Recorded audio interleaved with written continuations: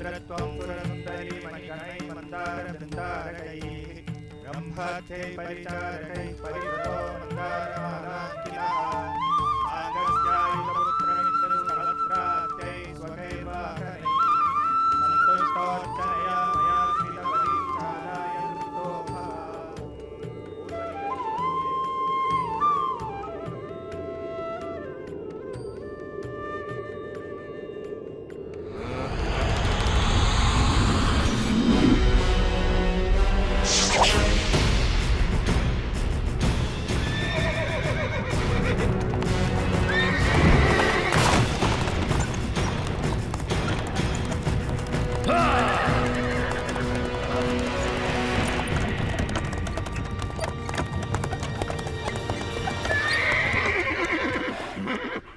पृथ्वी पर मनुष्य आपको प्रसन्न करने के लिए यज्ञ कर रहे हैं देवराज इंद्र। ये ऋणी लोग आपका आभार प्रकट करने के लिए सब तरफ एकत्रित हुए हैं। होना भी चाहिए। इनकी खुशहाली मेरे हाथों में है। इन्हें ज्ञात होना चाहिए कि मैं बारिश का स्रोत हूँ जो इनके खेतों और भंडारों को अन्न से भरती है। संवर्तक, जो लोग मेरे लिए यज्ञ कर रहे हैं उन्हें वर्षा प्रदान करो।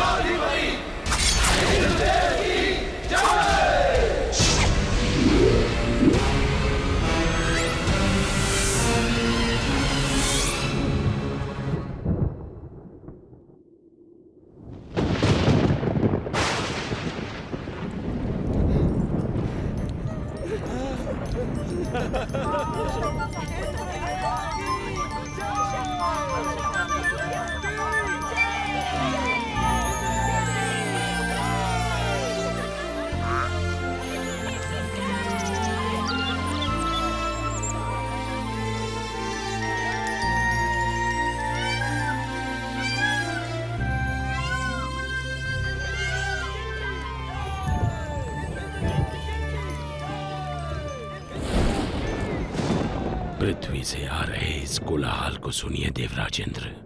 आप सचमुच सबसे शक्तिशाली हैं। स्वर्ग का देवता हूँ, इंद्र जो हूँ मैं। इंद्र, तुम अपनी मर्यादा भूल रहे हो। तुम केवल अपने कर्तव्य का पालन कर रहे हो, भगवान विष्णु का आदेश पूरा कर रहे हो। मैं जो चाहूँ करूँगा, मैं किसी का आदेश नहीं मानता। इंद्र, मैं तुम्हारा शिक्षक हूँ। तुम्हें अपने यश और कीर्ति का अभिमान हो गया है। मैं तुम्हें सलाह देता हूँ कि सुधर जाओ, अन्यथा तुम्हारा ये घमंड तुम्हें नष्ट कर देगा।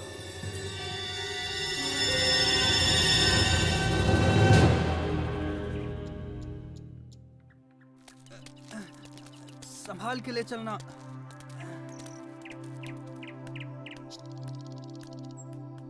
बाबा, आप इंद्र के लिए यज्ञ क्यों कर रहे हैं? हमें इंद्र को प्रसन्न करने के लिए हर साल ये यज्ञ करना ही पड़ता है ताकि वो हमें बारिश दें। वैसे ही जैसे हर वर्ष हमें महाराज कंस को कर चुकाना पड़ता है। अरे नहीं बच्चों, इंद्र देव बुरे नहीं हैं। वो तो बारिश के देवता हैं। पानी जीवन के लिए अति आवश्यक होता है, इसीलिए हम हर साल यज्ञ के द्वारा इंद्र देव की पूजा करते हैं। परंतु बाबा, वो तो उनका कर्तव्य है। वो तो भगवान विष्णु के आदेश का पालन कर रहे हैं। देखो कृष्णा, ये बहुत पुरानी प्रथा है और हमें इसे तोड़ना नहीं चाहिए। बाबा, फिर हम धरती की पूजा क्यों नहीं करते जो हमें सब कुछ देती है, और सूर्य की जिससे जीवन मिलता है, और यमुना की क्यों नहीं? कृष्णा, तुम सही कहते हो, लेकिन ये संभव नहीं है।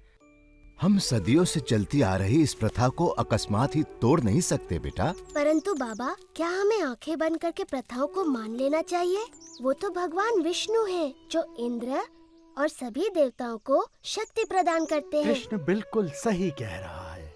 सभी देवता भगवान विष्णु के आदेशानुसार काम करते हैं, और वैसे भी वेदों में इंद्र के लिए अलग से यज्ञ का विधान नहीं है।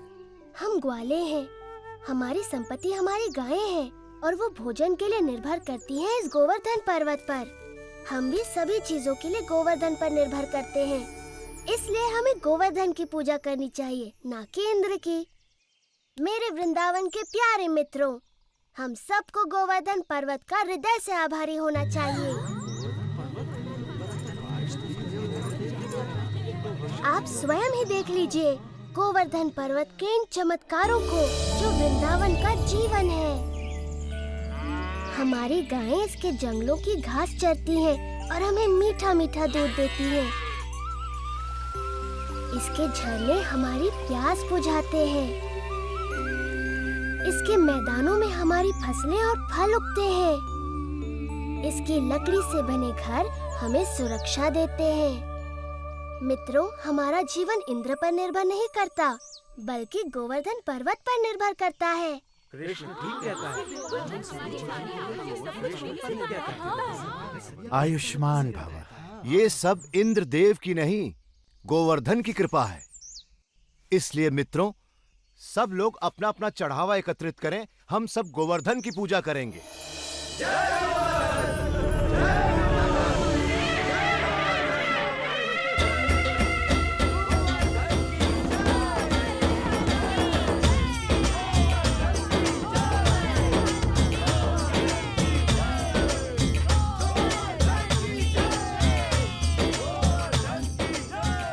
मैं गोवर्धन हूँ। मैं तुम्हारी प्रार्थना से बहुत प्रसन्न हूँ। अगर तुम सभी अपने पशुओं के साथ मेरी परिक्रमा करोगे तो मैं बहुत प्रसन्न होऊंगा।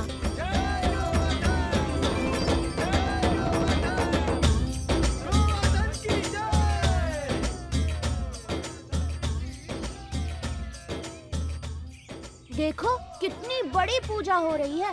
गोवर्धन पर्वत तो बहुत प्रसन्न हो रहे होंगे मधु। हाँ, गोवर्धन की पूजा करना अच्छी बात है बलराम, परंतु मैं इंद्रदेव को भी कुछ अर्पण अवश्य करूँगा, कहीं बुरा ना मान जाए। एक इंद्र के लिए और एक मेरे लिए। 2 इंद्र के लिए, 2 मेरे लिए।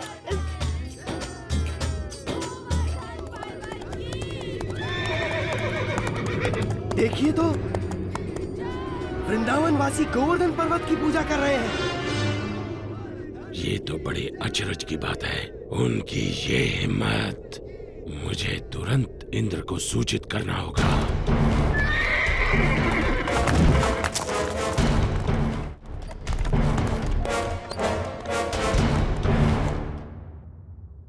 आओ आओ संवर्तक, मेरे साथ मेरे भक्तों द्वारा चढ़ाए गए चढ़ावे का आनंद लो। क्षमा चाहता हूँ देवराजेंद्र, परंतु ये समाचार आपको विचलित कर सकता है। अब ये मत कहना कि तुमने गलती से एक और गांव को बाढ़ से भर दिया। ये बात मन से निकाल दो। मुझे डर है कि आप इस समाचार से बहुत क्रोधित हो जाएंगे। देवराज, वृंदावन गांव के वासियों ने आपकी बजाय गोवर्धन पर्वत की पूजा शुरू कर दी है। क्या? गोवर्धन पर्वत की? उन्होंने मेरी पूजा ना करके मिट्टी के ढेर की पूजा की। वो ऐसा कैसे कर सकते हैं संवर्तक, वो भी मुझसे बारिश का उपहार पाने के बाद? ऐसा सुना है कि वो एक नादान लड़के के बहकावे में आ गए हैं। उपहास मत करो संवर्तक। क्षमा चाहता हूँ देवराज, लेकिन यही सच है। नंद के पुत्र कृष्ण ने अपनी चमत्कारी शक्तियों का प्रयोग करके वृंदावन के वासियों को बहका लिया है। अच्छा, उन्होंने मेरा आदेश मानने के बजाय एक नादान की बातों को माना। इन लोगों का दिमाग खराब हो गया है। देखना अब इन पर मेरा कहर बरसेगा। सुनो संवर्तक।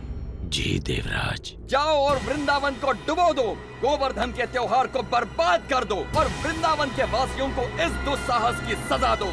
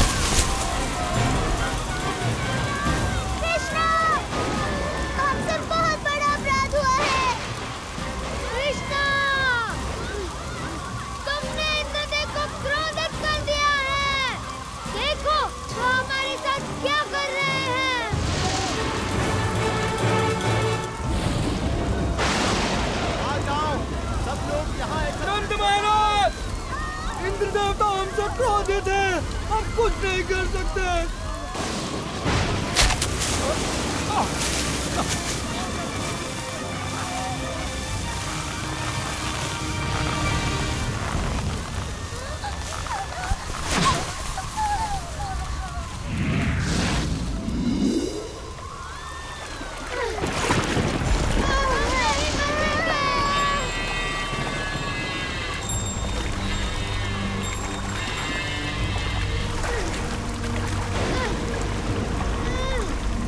पकड़े रहना।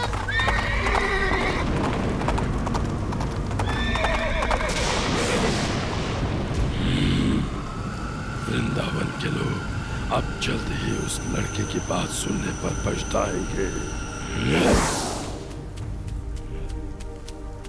इंद्रदेव हम सभी का विनाश करने पर तुले हैं। कुछ करिए नंद महाराज। मेरे प्यारे कृष्ण, मैं जानता हूँ तुम हमारा हित ही चाहते थे, लेकिन तुमने इंद्रदेव को कुपित कर दिया। हमें इसी समय उनसे क्षमा मांगनी चाहिए। परंतु बाबा इंद्र। रुको बलराम, बाबा ठीक कहते हैं। ये सब मेरी सलाह के कारण कष्ट भोग रहे हैं। अभी भी देर नहीं हुई। हम इंद्र से क्षमा याचना कर सकते हैं। रुको, कृष्ण कभी भी हम पे या हमारे वृंदावन पे आँच नहीं आने देगा, कभी नहीं। आपने सच कहा माँ।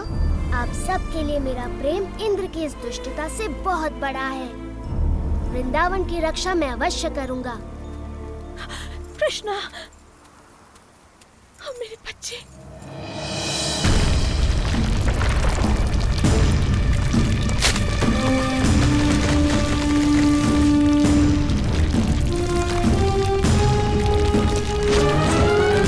धरती ने उसे निगल लिया।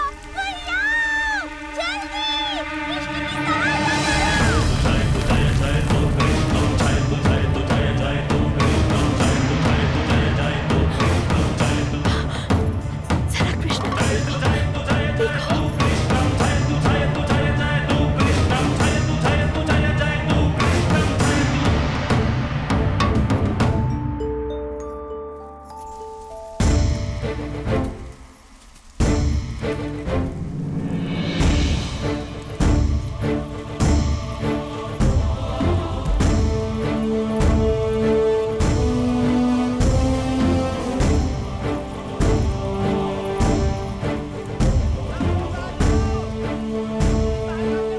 जल्दी आओ।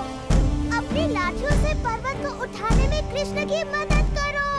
हाँ, वो अकेले ये नहीं कर पाएगा। बहुत अच्छी मधु।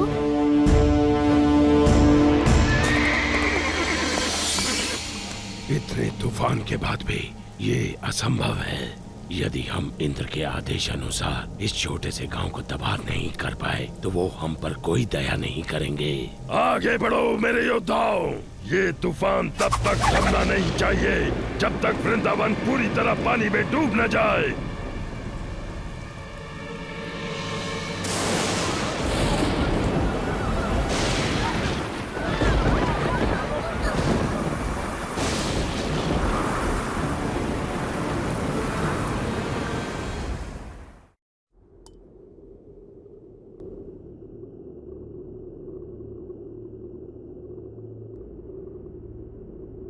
देवराज, आओ संवर्तक। बहुत थके हुए लग रहे हो। बैठ जाओ और सब विस्तार पूर्वक सुनाओ। बताओ, क्या तुम्हारे तूफान के बाद भी वृंदावन का कोई चिन्ह बचा है?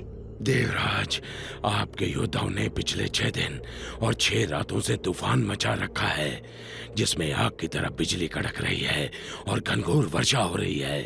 मनुष्य ने इससे पहले ऐसा दृश्य कभी नहीं देखा। अच्छा है, बहुत अच्छा है। अब तक तो वृंदावन पूरी तरह डूब चुका होगा। काश मैं ऐसा कह पाता देवराज इंद्र, लेकिन सच ये है कि हमारे तूफान भी कृष्ण के सामने नहीं टिक पाए। मेरे तूफानी योद्धा एक बच्चे से परास्त हो गए। उसने गोवर्धन पर्वत को अपने सिर पर उठा रखा है और वो वृंदावन वासियों और उनके पशुओं की रक्षा कर रहा है। हम परास्त हो गए। लगता है तुम्हारी आंखों को धोखा हुआ है संवर्तक। 6 दिनों से कड़क रही बिजली ने तुम्हें अंधा कर दिया है। मेरे वाहन ऐरावत को बुलाया जाए। मैं स्वयं वृंदावन जाकर इस चमत्कार को देखना चाहूंगा।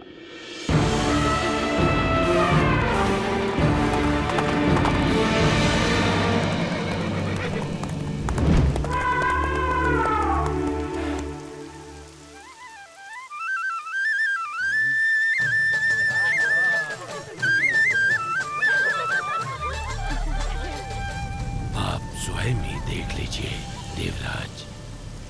यदि कृष्ण अपने आप को भगवान समझता है तो अब वो ये जान जाएगा कि कौन शक्तिशाली है, वो या फिर इंद्र।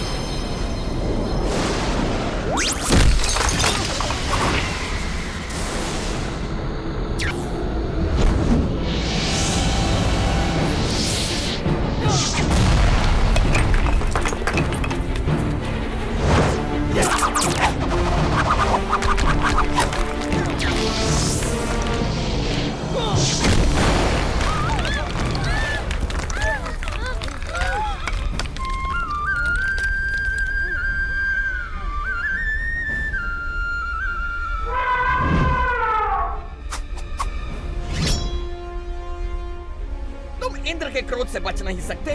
कृष्ण की बात मानने का दंड भुगतना होगा।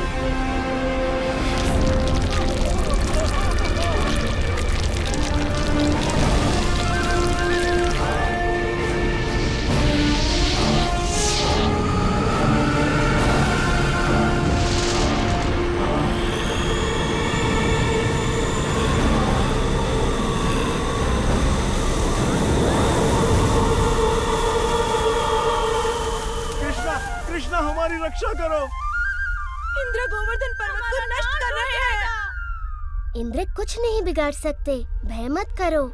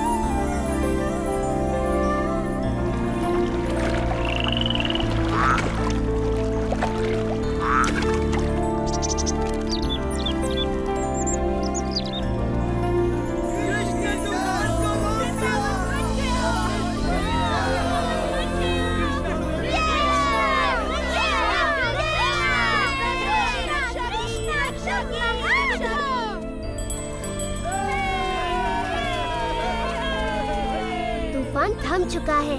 आप गांववासियों के साथ खुशी मनाने क्यों नहीं जाते?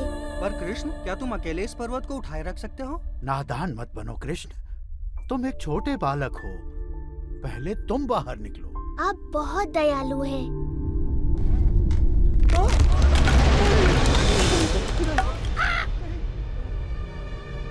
आप सचमुच चाहते हैं मैं पहले चला जाऊं? नहीं, रुको! मुझे छोड़कर मत जाओ!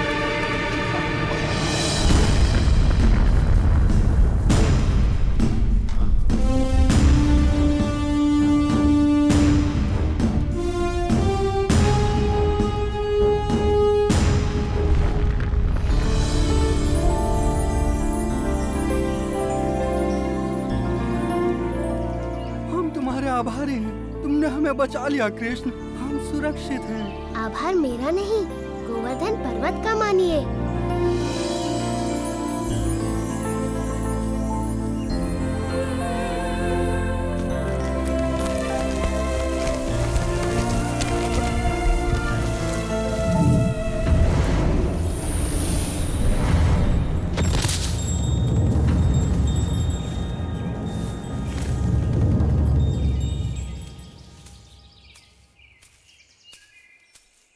देवराज इंद्र, मैंने देखा आप मुझसे कितना स्नेह करते हैं।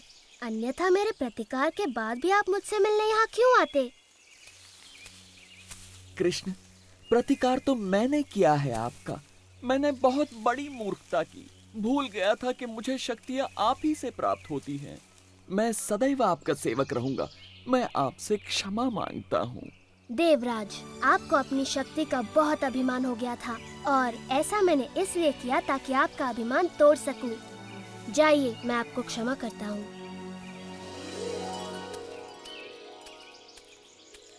हाँ? इतना असाधारण बालक हमारे साथ यहाँ वृंदावन में रहने आया है। मैं तो बस इतना जानती हूँ कि ये मेरा प्यारा बच्चा है, मेरा दुलारा कृष्णा। कृष्णा की जय हो, जय